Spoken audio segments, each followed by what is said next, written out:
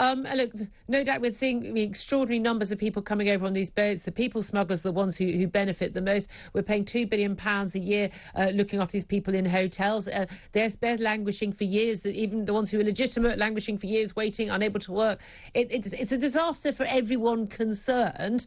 Lots of people putting their faith in the Rwanda plan to send anyone who's claiming asylum here instantly to Rwanda. Well, probably only be a couple hundred people, and then they stay there whether they granted asylum or not. That would deter people getting on those boats. High Court hearing today. What are we going to hear?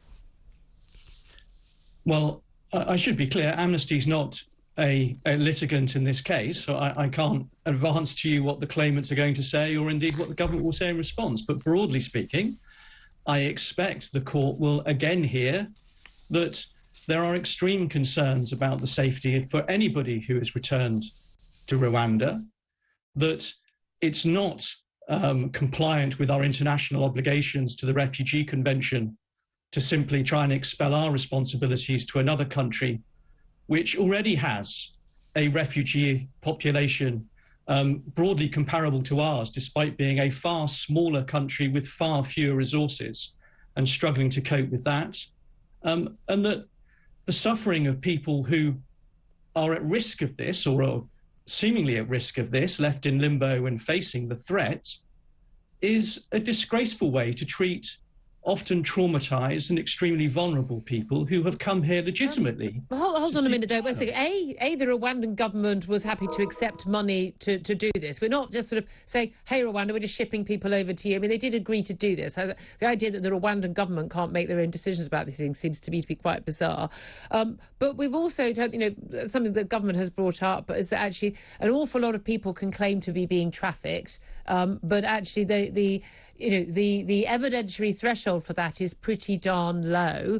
And actually most of these people are, as we know, coming from Albania. That's the latest stats, up to 80% now. And they are economic migrants, not people who are fleeing war and persecution. And they certainly aren't by the time they're in France. So don't all those arguments fall down? Well, no, because the things that you've said aren't actually correct. Aren't they? Which bit? Firstly, it is not the case that 80% of the people crossing the Channel are Albanians. That's what the Home Secretary said the other day.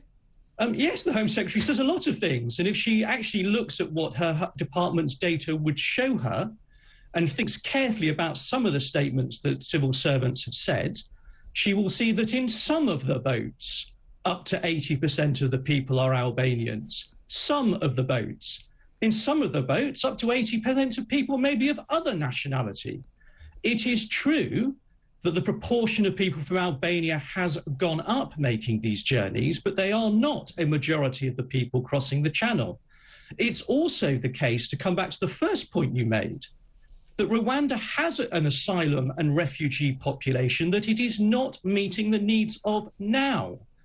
So the fact that Rwanda has opened itself up to receiving more people because, yes, it wants the prestige and backing of the UK government, despite its miserable human rights record, is not something to be celebrated when Rwanda is not doing the things it should be doing for refugees, just as our country now is doing the same. And the reason there are, just the final point that you flagged, the reason there are such backlogs is our last Home Secretary determined some years ago now to stop determining people's claims. We have thousands and thousands and thousands of people who are in limbo for nothing more than our system is refusing to process the claims. It's not helping anybody at all. Oh, there's an abject failure of the Home Office. I've got no doubt at all about that. On that, we will always agree, Steve. I mean, it's interesting. You're saying correctly what the Home Secretary's had to say on those boats. The reality is, most people listening to this, most voters, if you look at the polling, it's very clear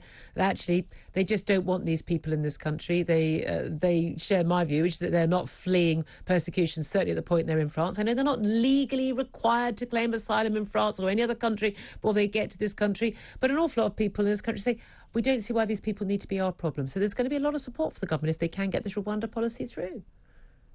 Well, that doesn't seem to be borne out by recent polls about this particular policy. It does seem that the majority of those, at least who respond to pollsters, don't support the particular policy.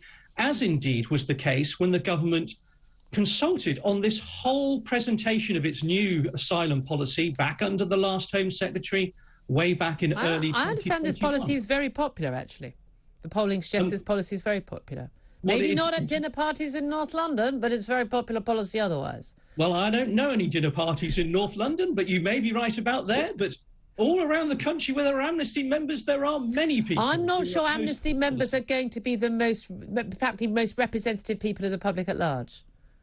Going out on a limb. The people that you spoke to aren't the most representative. No, not people who I don't make judgments on things based on people I speak to, in the queue at the supermarket. I'm basing it on polling, repeated polling that has suggested that this policy is very popular.